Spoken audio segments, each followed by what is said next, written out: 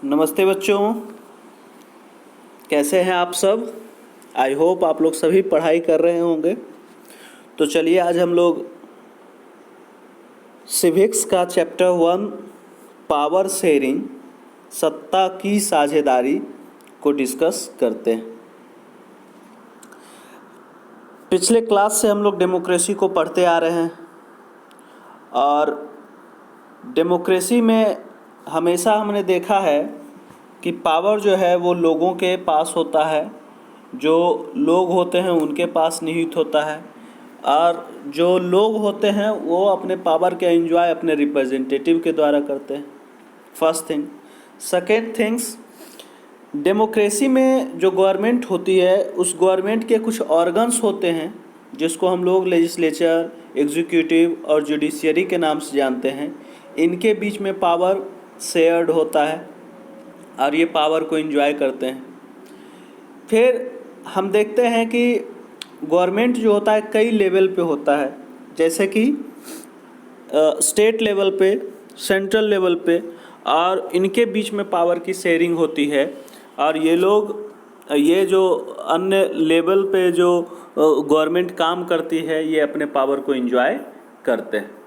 तो इन सारे चीज़ों को हम लोग समझते हैं एक एक करके और पॉइंट वाइज देखते चलेंगे।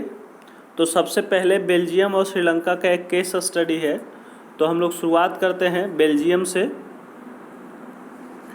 कि Belgium is a small country in Europe, smaller in area than the state of Haryana. एक छोटी सी कंट्री बेल्जियम जो कि यूरोप में है और हरियाणा राज्य से भी छोटा है इसका क्षेत्रफल। इसकी जो सीमाएं हैं, the border of this country with France, the Netherland, Germany and Luxembourg से लगती है। And it has a population of a little over 1 crore, about half the population of Haryana. Haryana के आधी जनसंख्या के लगभग बराबर है। So the ethnic composition of this small country is very complex. यहाँ की जो जातीय बनावट है वो काफ़ी जटिल है। तो इथनिक वर्ड आपको क्लियर हो गया। ये इथनिक का मतलब होता है जातीय, यानी कि एक ऐसा समूह जो किसी खास तरह के कॉमन बिलोंगिंग से जुड़ा हुआ हो। आप देख लेंगे यहाँ पे इथनिक का डेफिनेशन भी दिया हुआ होगा। A social division based on shared culture, एक ऐसा सोशल डिवीज़न, एक ऐसा सामाजिक विभाजन जिसके अंतर्गत इनकी अपनी संस्कृति होती है, ये इनका अपना ट्रेडिशन होता है, यानी यह साझी संस्कृति और सामाजिक विभाजन पे आधारित है और किसी भी जातीय समूह के सभी सदस्य इसे मानते हैं। People belonging to the same ethnic group believe in their common descent because of similarity of physical type और कल्चर और बोथ। तो इनका जो एक होने का कारण है वो है फिजिकल भी हो सकता है और वो कल्चर भी हो सकता है, या फिर दोनों हो सकता है। So they need not always have the same religion और नेशनलिटी। तो ये एक सेम इथनिक ग्रुप जरूरी नहीं कि सेम रिलीजन और सेम नेशनलिटी से ही आते हो। ये हो सकता है फिजिकल रूप से या फिर जिस एरिया में रहते हैं उस एरिया के कारण वो एक दूसरे से जुड़े हुए हो। तो कॉमन बिलोंगिंग्स का कई कारण हो सकता है। इसको हम लोग आगे किस चैप्टर में डिस्कस करेंगे। तो the ethnic composition of this small country is very complex. Of the countries total population, इस कंट्री का जो टोटल पॉपुलेशन है उसका 59%, याद रखने वाली बात है ये सारी चीज़ें, 59% जो है वो फ्लेमिश रीजन है और जो कि डच बोलते हैं। फ्लेमिश रीजन है जो कि डच बोलते हैं। दूसरा जो 40% है जो वैलोनियन रीजन में रहते हैं और ये फ्रेंच बोलते हैं। तो 59% Flemish region and Dutch speaking, 40% Walloonian region and French speaking, and remaining 1% of the Belgians speak German, और केवल 1% लोग जो है वहाँ जर्मन बोलते हैं। अब जैसा कि हम लोग जानते हैं कि ये हम जिसके बारे में पढ़ रहे हैं, जिस बेल्जियम के बारे में जिस कह सकते हैं जिस कंट्री के बारे में, उस कंट्री की जो कैपिटल सिटी है उस कैपिटल सिटी का नाम है ब्रुसेल्स। तो इनका जो कैपिटल सिटी है, उस कैपिटल सिटी का जो कुछ इथनिक कंपोजिशन है वो थोड़ा अलग है। अभी जो हम पढ़ रहे थे 59, 40 और 1, वो आपका कंट्री साइड का था। और ये जो कैपिटल सिटी का है कि 80% of the people speak French and 20% of the people speak Dutch. तो यहाँ पे जस्ट उल्टा हम देखने को मिल रहे हैं। यहाँ फ्रेंच में बोलने वाले लोगों की संख्या ज़्यादा है और डच बोलने वाले लोगों की संख्या कम है। तो अब हम क्या करते हैं कि ये जो माइनॉरिटी फ्रेंच स्पीकिंग कम्युनिटी है, यानी जिनकी संख्या कम बोलने वाली है फ्रेंच, पूरे कह सकते हैं कि बेल्जियम में, वो रिलेटिवली रिच है और पावरफुल है। इनकी संख्या कम तो ज़रूर है, लेकिन ये अमीर है और ये ज़्यादा से ज़्यादा पावर को एंजॉय करते हैं। और इसके कारण this was resented by the Dutch speaking community who got the benefit of economic development. और ये जो डच स्पीकिंग कम्युनिटी है, ये इससे काफ़ी इनको नाराज़गी है। क्यों? क्योंकि काफ़ी बाद में जाकर इनका आर्थिक विकास हो पाया है डच जो कम्युनिटी है उनका। तो नाराज़गी का एक बहुत बड़ा कारण है डेवलपमेंट। कहता है कि this led to tension between the Dutch speaking and the French speaking community during the 1950 and 1960। 1950 के और 60 के दशक में देखा जाता है कि यहाँ पे इसी डेवलपमेंट और एजुकेशन के लेकर डच स्पीकिंग और फ्रेंच स्पीकिंग कम्युनिटी में काफ़ी टेंशन हो जाता है। And the tension between the two community was more acute in Brussels. और सबसे ज़्यादा जो टेंशन है वो टकराव का जो सबसे हार्ड रूप, तीखा रूप देखने को मिलता है वो कैपिटल सिटी ब्रुसेल्स में देखने को मिलता है। Brussels presented a special problem. The Dutch speaking people constitute a majority in the country but a minority in the capital. अब डच वाले जो लोग हैं अगर देखें तो अपेक्षाकृत जो इनकी संख्या है वो ज़्यादा है, लेकिन धन और समृद्धि के मामले में ये कमज़ोर और अल्पमत में है। कैपिटल में अगर देखें तो इनकी काफ़ी अच्छी स्थिति नहीं है। अब हम लोग इस सिचुएशन को दूसरे कंट्री से देखते हैं कंपेयर करके। तो ये हम देख रहे थे कि बेल्जियम का कंपोजिशन क्या है और बेल्जियम में किस तरीके की स्थिति चल रही है। चलिए, तो अब दूसरा एक कंट्री है जिसका नाम है श्रीलंका। और श्रीलंका को हम लोग भली भांति परिचित हैं, क्योंकि श्रीलंका हमारा पड़ोसी देश है और ये हिंद महासागर में पड़ता है। और जैसा कि हम देखते हैं कि हमारा मैप, जब भी इंडिया का मैप बनाया जाता है तो श्रीलंका को साथ में ज़रूर रखा जाता है, और इसके बिना जैसे लगता है कि हमारा मैप अधूरा है। तो Sri Lanka is an island nation just a few kilometre off the southern coast of Tamil Nadu. Tamil Nadu से कुछ ही दूरी पर श्रीलंका जो है एक नॉर्दर्न स्टेट, साउदर्न कोस्ट का तमिलनाडु के पास बसा हुआ है। And it has about 2 crore people, about the same as in Haryana. और इसकी संख्या लगभग 2 करोड़ है, जो लगभग हरियाणा के पॉपुलेशन से बराबर है। Like other nation in south Asia region, Sri Lanka has a diverse population. जैसा कि हम लोग देख रहे हैं कि पूरे एशियन रीजन में लगभग मैक्सिमम कंट्री ऐसे हैं जहाँ का जो एथनिक कंपोजिशन है वो मिक्स है। श्रीलंका में भी कुछ ऐसा ही है। अब श्रीलंका का ग्रुप कंपोजिशन क्या है इसको देखेंगे।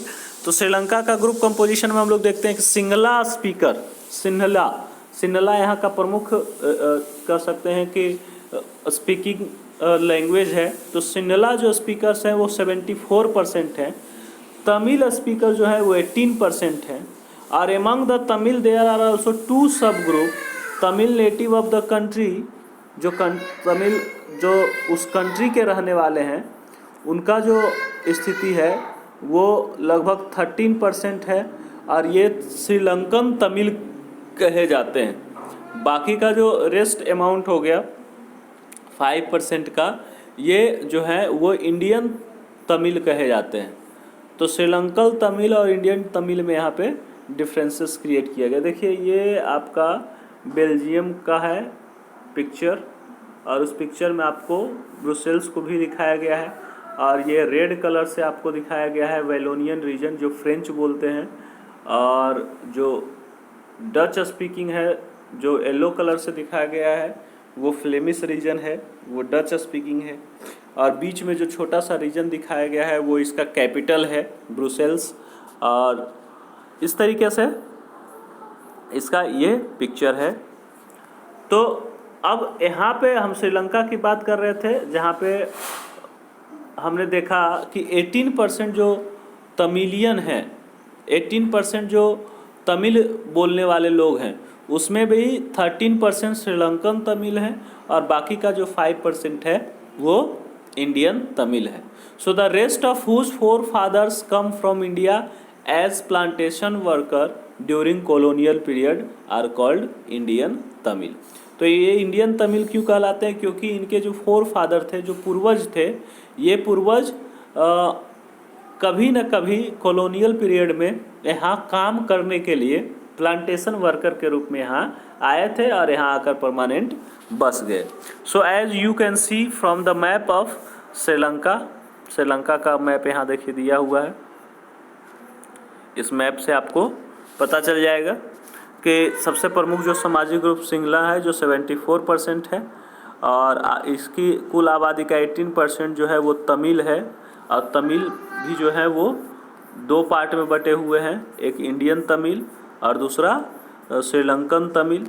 इंडियन तमिल जो है वो इंडिया से आए थे, उनके फोर फादर, उनके जो पूर्वज थे और उन्हीं लोगों के संतान हैं ये। तो इसके अलावा जो सिंगली भाषी लोग हैं वो कुछ बौद्ध हैं, तमिल भाषी लोगों में कुछ हिंदू हैं, मुसलमान हैं। और श्रीलंका की आबादी में ईसाइयों का लगभग 7% हिस्सा है और वो दोनों भाषाएं बोलते हैं, सिंहला भी और तमिल भी। सो तमिल आर हिंदू और मुस्लिम। There are about 7% of Christians who are both Tamil and Singlas. Just imagine what could happen in this situation like in Belgium. The Dutch community could take advantage of its numeric majority and force it will one of the French and German speaking people. Dutch community जो है वो उनको ज़्यादा advantage मिलता होगा और बड़ी संख्या के बल पर फ्रेंच भाषी और जर्मन लोगों पर अपनी इच्छाएं थोप सकते थे, ऐसा संभव था और इनके बीच में लड़ाई बढ़ सकती थी। So this would push the conflict among the communities further. So संभव था this could lead a very messy partition of the country, और जिसके कारण पूरे कंट्री का पार्टीशन भी हो सकता था। So both the side would claim control over Brussels, और दोनों जो है ब्रुसेल्स पे कब्जा करने की सोच सकते थे, इससे देश बढ़ जाता। वहीं अगर श्रीलंका की बात करें तो Singla community enjoy and even bigger majority and could impose it's will on entire country. बहुमत सिंगला कम्युनिटी की काफ़ी ज़्यादा थी और ये अपने मनमानी कर सकते थे पूरे मुल्क में। तो अब आइए एक एक करके हम लोग देखते हैं कि किस तरीके का स्थिति यहाँ पे था श्रीलंका में और बेल्जियम। तो श्रीलंका को अगर हम देखते हैं तो Sri Lanka emerge as an independent country in 1948। 1948 में श्रीलंका जो है एक इंडिपेंडेंट कंट्री के रूप में सामने आया। The leaders of Sinhala community sought to secure dominance over government by virtue of their majority. अब जो सिंगला कम्युनिटी थे उनके नेताओं ने अपनी बहुसंख्यता के बल पे प्रभुत्व जमाना चाहा और स्थिति क्या हुई? As a result the democratically elected government adopted a series of majoritarian measure to establish Sinhala supremacy. और स्थिति ये हुआ कि लोकतांत्रिक रूप से जो निर्वाचित सरकार थी उसने उसके जो गवर्नमेंट थे उस गवर्नमेंट ने एक नई तरीके की सिस्टम को एडॉप्ट कर लिया जिसको हम बहुसंख्यकवाद कहते हैं। और इसी बहुसंख्यकवाद के तहत उसने अपने आगे आने वाले समय में कई सारे कानून बनाए। तो इन 1956 an act was passed to recognize Sinhala as the only official language, thus regarding Tamil।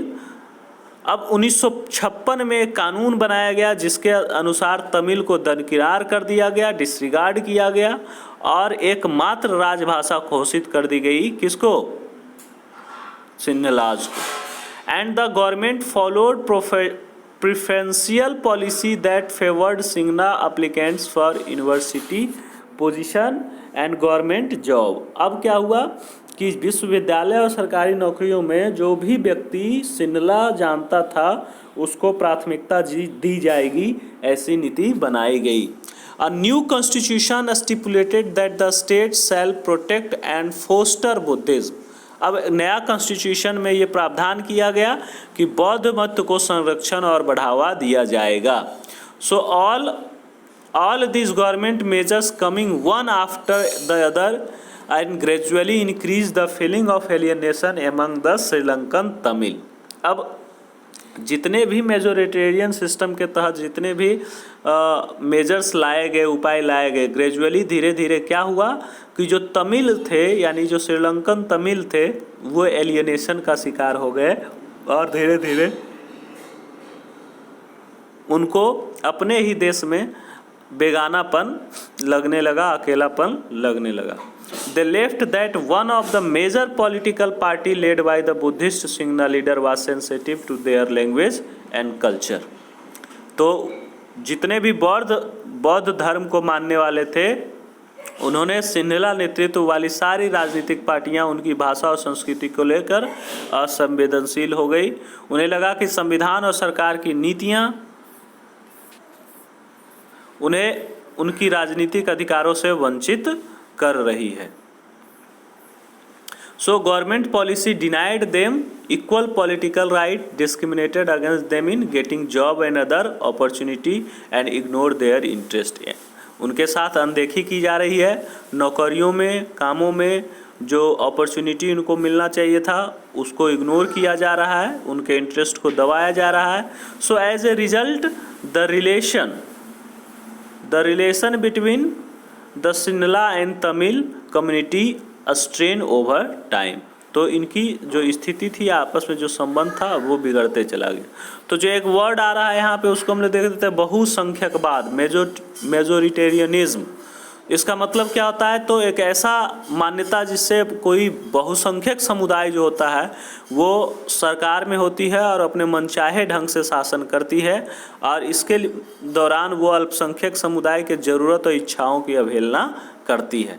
I believe that the majority community should be able to rule a country in whichever way it want by disregarding the wishes and needs of the minority। Same अब आगे हम लोग देखते हैं कि जब इनके बीच में इस तरीके की स्थिति उत्पन्न हो जाती है तो श्रीलंकन तमिल्स जो होते हैं वो एक पार्टी लॉन्च करते हैं। किसके लिए? स्ट्रगल करने के लिए, अपने रिकॉग्नाइजेशन के लिए, Tamil as a official language बनाने के लिए and for regional autonomy and equality of opportunity in securing education and job. तो अपने आप को क्षेत्रीय स्वायत्ता हासिल करने के लिए, जॉब में इक्वल अपॉर्चुनिटी के लिए, एजुकेशन पाने के लिए ये एक अलग पार्टी बनाते हैं और उस पार्टी का काम सिर्फ होता है स्ट्रगल करना। But there demand for more autonomy to provide populated by the Tamil was repeatedly denied. लेकिन तमिलों वाले इलाकों में स्वायत्ता की उनकी मांग को लगातार नकार दिया जाता है और 1980 के दशक में by 1980 several political organizations were formed demanding an independent Tamil Eelam। और स्थिति ये होती है कि 1980 के दशक आते आते जितने भी ये जो तमिल पॉलिटिकल पार्टीज होते हैं वो अलग सरकार, अलग राज्य बनाने की मांग कर देते हैं और उसका नाम रखा जाता है तमिल ईलम। इंडिपेंडेंट तमिल ईलम का नाम सामने आता है जो कि श्रीलंका के नॉर्दर्न एंड ईस्टर्न पार्ट का क्षेत्र होता है। So the disturbance between the two community turn into wide spread conflict. तो दो समुदाय के बीच में जो पारस्परिक विश्वास बढ़ता है ये एक गृह युद्ध में परिणत हो जाता है। It soon turn into a civil war. As a result, thousands of people of both the communities have been killed. Many families were forced to leave the country as refugees, and many more lost their livelihood. बहुत सारे परिवार जो होते हैं वो अपने देश को छोड़कर भाग जाते हैं, दूसरे देश में जाकर शरण लेते हैं, इनकी रोजी रोटी चौपट हो जाती है। तो इस तरीके से यहाँ का जो क्षेत्र का विकास होता है वो रुक जाता है। हमारे क्षेत्र के देशों में आर्थिक विकास, शिक्षा और स्वास्थ्य के मामले में श्रीलंका का रिकॉर्ड सबसे अच्छा है, पर वहाँ के गृह युद्ध से मुल्क के सामाजिक, सांस्कृतिक और आर्थिक जीवन में काफ़ी परेशानियाँ पैदा हुई है। श्रीलंका's excellent record of economic development, education and health, but the civil war has caused a terrible setback to the social, cultural and economic life of the country. It ended in 2009. ये 2009 में जाके ख़त्म होता है।